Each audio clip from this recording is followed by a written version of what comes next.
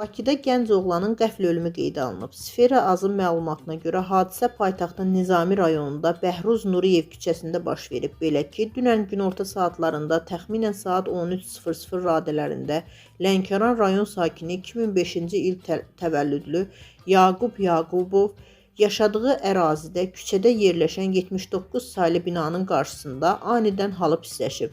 Ətrafdakı şəxslər dərhal ona kömək göstərməyə çalışsalar da, gəncin həyatını xilas etmək mümkün olmayıb. Hadisə yerinə çağırılan təcili tibbi yardım briqadası Yaqub Yaqubovun artıq dünyasını dəyişdiyini müəyyən edib. İlkin tibbi rəyə əsasən onun ölümünə səbəb infarkt olub. Gənc yaşda baş verən bu faciəli hadisə ailə üzvlərini, yaxınlarını və hadisənin şahidi olan sakinləri dərin sarsıntıya salıb. Faktla bağlı müvafiq qurumlar tərəfindən araşdırma aparılır. Ölümün dəqiq səbəblərinin müəyyənləşdirilməsi üçün zəruri ekspertizalar təyin olunub. Allah rəhmət eləsin.